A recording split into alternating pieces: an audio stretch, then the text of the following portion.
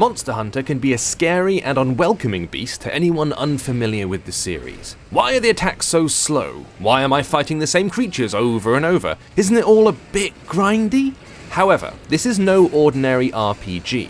There's no experience or leveling up your character has to do, it's all down to your skills, wits, and gear.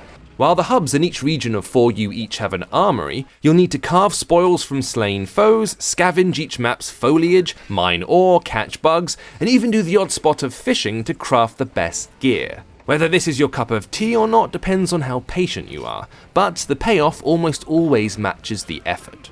Everything you can equip will raise or lower certain stats. While wearing a themed set of matching armor might look the business, in practice you might be better off mixing and matching for an added effect. While kitting out your character is a big incentive to keep playing hour after hour, the meat of Monster Hunter lies in the thrill of battle. You'll face gargantuan bosses like a huge stinky baboon, an inflatable shark, and a winged fluke man pulsating with electricity.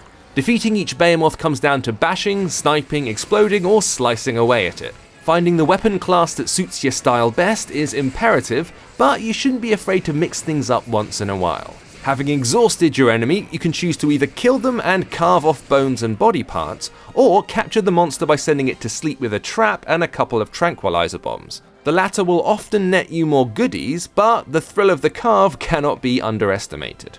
While the average quest tends to focus on defeating 1 or 2 monsters, expeditions send you into a set of randomized areas where you can, but don't have to, battle a couple of monsters as well as collect treasure, maybe even the odd Poogie outfit. The single player and multiplayer aspects of the game are entirely separate, but both need to be played if you plan to get anywhere.